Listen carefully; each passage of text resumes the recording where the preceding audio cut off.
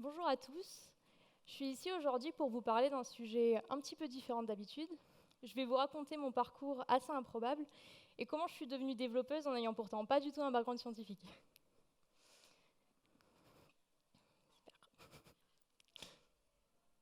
Non, attends, j'ai un petit problème technique.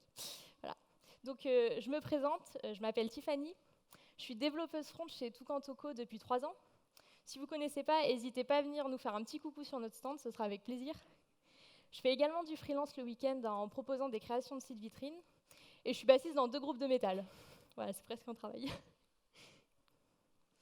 Euh, pour expliquer rapidement un peu le contexte, ce que je faisais avant, moi, j'ai jamais trop aimé les études. Passer les journées à écouter un prof parler, ça avait plutôt tendance à m'endormir. Désolée s'il y a des profs. Hein. J'ai quand même réussi à avoir mon bac L de justesse. Par contre, la fac, c'était plutôt apocalyptique. J'ai raté une année de psychologie, une année de musicologie. Et ensuite, j'ai dû commencer à travailler en parallèle pour financer les études. Et du coup, ça m'a fait rater ma 2e année de musicologie. Donc, j'ai postulé en intérim à ce moment-là. Et le poste qu'on m'a proposé était genre vraiment hardcore. C'était du travail à la chaîne dans un abattoir. Et si je refusais, je repartais tout en bas de la liste, en gros. Donc, j'ai pas vraiment eu le choix. J'ai dû accepter le travail, aussi horrible soit-il. Je passais 10 heures par jour à découper, peser et porter des bacs de 32 kilos de viande, soit plus de la moitié de mon poids. Il faisait 4 degrés, on était recouvert de 3 couches de plastique, côte de maille, casque, bottes, tout ce que vous voulez. On n'avait pas le droit de s'asseoir, pas le droit de boire, pas le droit d'aller aux toilettes, en dehors des pauses. Et les pauses, c'était 45 minutes sur toute la journée, divisé en 2 fois. Donc c'était assez court, le temps de tout enlever et remettre notre attirail. Et puis le soir, quand je rentrais chez moi, après que j'essayais de dormir, dès que je fermais les yeux, je voyais les tapis qui passaient avec la viande en boucle. C'était vraiment horrible. Donc j'ai tenu 6 mois et ensuite j'ai craqué, donc j'ai démissionné. Et à partir de ce moment-là, je me suis dit que je pense pas que je pourrais trouver pire comme travail. Donc je suis allée postuler dans de la grande distribution en tant qu'employée libre-service. Et assez vite, je me suis rendu compte en fait qu'il y avait une grosse différence entre caissière tout court et caissière employée libre-service. C'était beaucoup plus polyvalent, on était partout à la fois. Le matin, j'arrivais à 6 heures, il fallait vite que j'aille faire le surgelé. Ensuite, il fallait que je mette le pain à cuire. Ensuite, un client arrivait, il fallait que j'aille vite en caisse m'occuper de lui. Il ne fallait pas que j'oublie que le pain était en train de brûler dans le four. Et là, je pensais avoir 2 minutes pour souffler. Non, la manager qui arrive, qui me crie dessus, mais qu'est-ce que tu fais? Parce qu'on n'avait pas le droit de se reposer. Si on faisait rien, il fallait faire le ménage ou faire des cartons, de la mise en rayon. Enfin bon, le pire dans tout ça, c'était pas tant la cadence, c'était vraiment comment on était traité. Il y avait les managers là et puis les exécutants. Pour vous donner un exemple, un jour j'étais en caisse toute seule, débordée. Il y avait ma manager juste à côté, assise sur un bord de caisse, pianotait sur son téléphone, je sais pas trop ce qu'elle faisait. Et un client, pouf, il casse une bouteille de vin.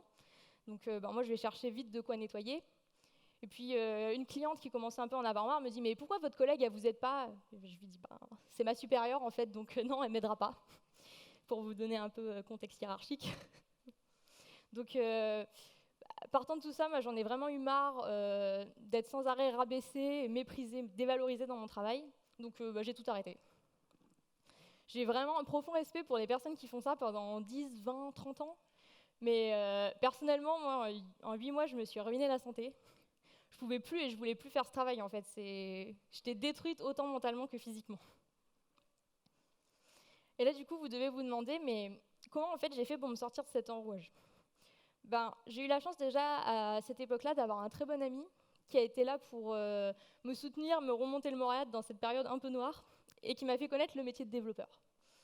Donc là imaginez-moi au fond du trou avec mon ami qui vient me dire ah mais t'as qu'à devenir développeuse. Je lui dis mais non, je suis pas ingénieur, je suis nulle en maths, j'ai à peine un bac L, enfin c'est impossible. Bon, il a quand même insisté en me disant si, tu peux apprendre les bases sur internet, il y a plein de ressources.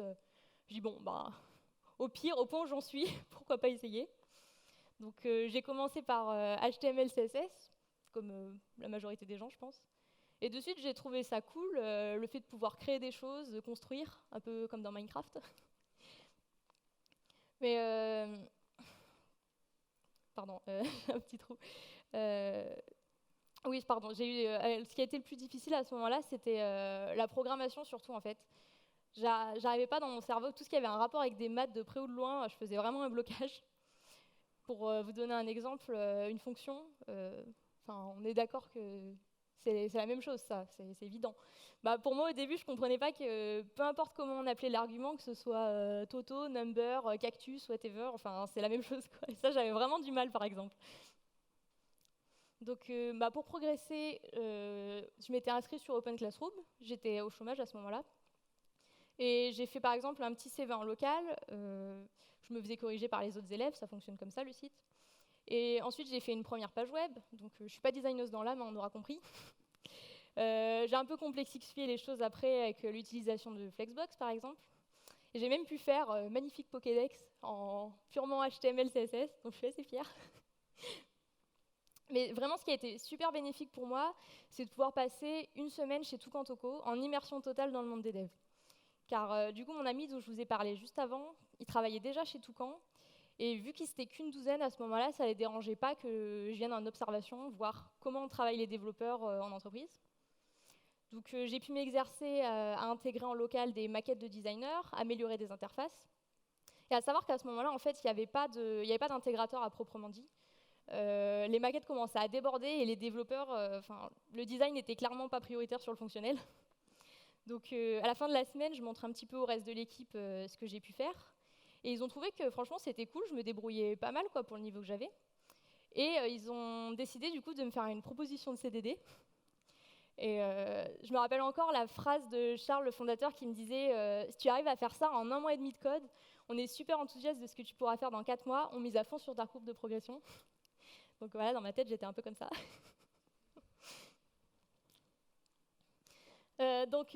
Pour progresser sur la partie JS, ce qui a bien fonctionné avec moi, c'était qu'on me donne des mini-tâches à faire et que je puisse m'entraîner.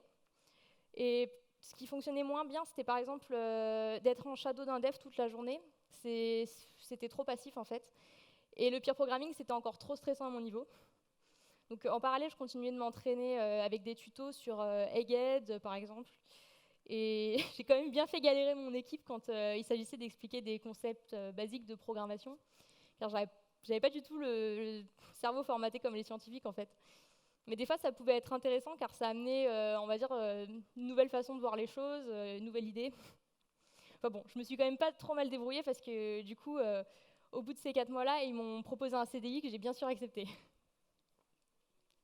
Donc voilà, comme je vous l'ai dit, ça fait aujourd'hui 3 ans que je travaille chez Toucan. Et avant ça, je pensais vraiment pas que c'était possible d'aimer son travail. Pour moi, travail, ça rimait toujours avec corvée, obligation, patron relou. Et dans ce métier, en fait, on apprend toujours de nouvelles choses, donc c'est hyper stimulant. Aujourd'hui, je continue de progresser en faisant du peer programming avec d'autres gens de l'équipe. Et je trouve que c'est génial de voir qu'on peut en fait être à la fois apprenant et appreneur. Each one, teach one, comme dit une de nos valeurs. Donc bon, j'ai quand même eu beaucoup de chance de tomber dans une équipe aussi bienveillante où on me remercie pour mon travail. Maintenant, tous les jours, je suis contente d'aller travailler, sauf quand il faut débugger Internet Explorer. Comptez pas sur moi. Donc voilà, tout ça pour dire que bon, s'il y a des employeurs ici, s'il vous plaît, donnez une chance aux autodidactes. Il ne faut pas toujours rester focalisé que sur le CV. Je pense qu'il faut apprendre à miser aussi sur le potentiel et pas que sur l'expérience. Pour les autodidactes, si jamais vous êtes dans le même problème que j'étais avant, lâchez rien, en fait, tout est possible, la preuve. Donc je vous encourage vraiment à vous entraîner sur des projets perso, du freelance, même si vous pouvez. Et pour tous ceux qui pourraient connaître des personnes dans cette situation-là, encouragez-les, prenez-les sous votre aile, même si possible, comme j'ai eu la chance moi. Donc voilà, encore une fois, merci beaucoup Toucan de m'avoir donné ma chance. Maintenant, je suis vraiment hyper reconnaissante et je me donne à fond dans mon travail tous les jours. Donc voilà, merci beaucoup.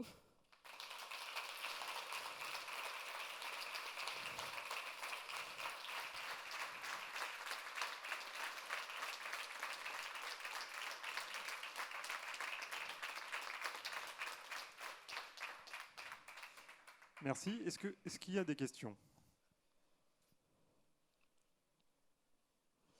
Bon, j'en ai une. Est-ce que tu es devenue végétarienne?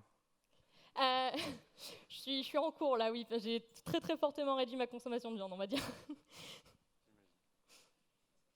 Une question. Tes groupes de métal, ils s'appellent comment? J'ai 2 groupes de métal. J'en ai un de métal symphonique qui s'appelle Orionis et un autre de heavy metal façon années 80 qui s'appelle Demonize. On fait des petites tournées en Île-de-France actuellement d'ailleurs. Voilà.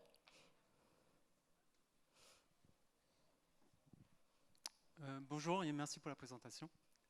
Qu'est-ce qui a fait le déclic au niveau du code en fait? Quand tu parlais de... tu comprenais pas que les arguments pouvaient être nommés différemment, mais à quel moment il y a eu un déclic? Est-ce qu'il y a eu un déclic ou est-ce que ça a été progressif? Je suis pas sûre qu'il y ait eu vraiment un déclic. C'est au bout d'un moment, à force, j'ai fini par me dire que c'était comme ça et pas autrement, parce que je voulais toujours chercher, le fond du fond du fond des choses, mais des fois, en fait, ça devient, ça ferait trop pour mon petit cerveau. Donc, à un moment donné, je me suis dit c'est comme ça. Maintenant, je sais que je peux l'appeler comme je veux, ce que je passe en entrée de ma fonction, et puis voilà.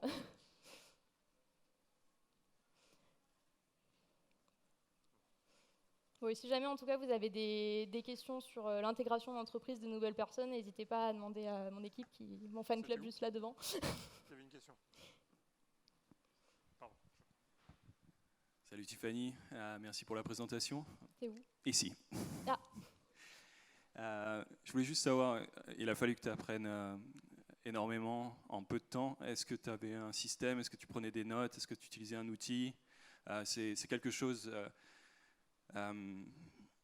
auquel tous les développeurs sont confrontés en fait, apprendre très vite, mais toi c'était encore décuplé j'imagine. Est-ce que tu avais un système? Est-ce que tu peux nous donner des conseils pour apprendre très vite en fait? Je pense que déjà le fait d'être vraiment dans un environnement avec d'autres personnes beaucoup plus expérimentées que moi, c'est un peu comme dans un groupe de musique. Quand on est avec des meilleurs musiciens, on progresse plus vite. Là, ça m'a un peu fait pareil, j'ai été poussée vers le haut. Après, j'ai pas eu même là, je me considère toujours comme junior, hein, j'ai pas top niveau, même en 3 ans. Mais après, voilà, j'ai le salaire en conséquence, il n'y a pas de défavoritisme ou autre. Mais non, pour progresser, c'était vraiment... moi, c'était pas vraiment linéaire, justement, c'était plutôt escalier. Des fois, d'ailleurs, c'était frustrant parce que j'avais l'impression de plus progresser pendant quelques mois. Et puis après, pouf, d'un coup, je passais à une nouvelle marche et là, hop, j'avais compris plein de trucs. J'ai pas trop d'explications de pourquoi, mais en tout cas, moi, ça se passait comme ça. J'avais pas d'outils, non, du coup, pour répondre à ta question. Est-ce que vous avez encore une question? J'arrive.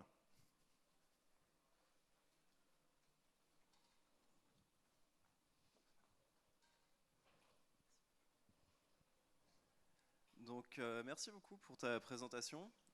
Donc, j'ai vu que ça faisait un petit peu écho avec ce que j'ai expliqué aussi. Et moi, je me pose une question puisque j'ai pas travaillé en France dans la tech, et je me demande qu'est-ce qui a été mis en place pour te permettre d'évoluer, sachant que tu es arrivé en tant que junior. Qu'est-ce que Tukantoco a mis en place pour te permettre de pouvoir continuer à te former en fait? Déjà, quand je suis arrivée, on a plus ou moins défini un guide, c'est-à-dire une personne en fait, qui était là pour m'accompagner et suivre ma progression. Donc elle prenait souvent un petit peu sur son temps pour répondre à mes interrogations, mes blocages sur certaines choses. Après, tout le reste de l'équipe était aussi à disposition, mais ce qui était important, c'est d'avoir vraiment une personne que je sois sûre de pouvoir, que j'ose déranger en fait, sans avoir l'impression d'être pénible. Donc ça, je pense que c'est vraiment une très bonne chose qui a été mise en place. Et après, ce qui était bien aussi, c'était qu'on me laissait la possibilité en fait, de continuer de m'auto-former à côté. Donc je pouvais prendre un jour dans ma semaine pour faire des tutoriels ou travailler sur un petit truc pour progresser. Donc ça, je trouve que c'était vraiment bien de faire des choses comme ça. Et c'est ce que j'ai en tête là, en tout cas. D'accord.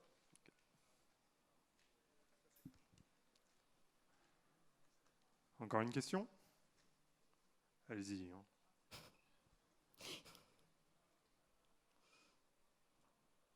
Ah, j'arrive. Oui. Freddy. Bonjour, merci pour le talk. Juste, est-ce que du coup, tu serais pas la meilleure prof aujourd'hui pour apprendre à des gens qui sont en reconversion?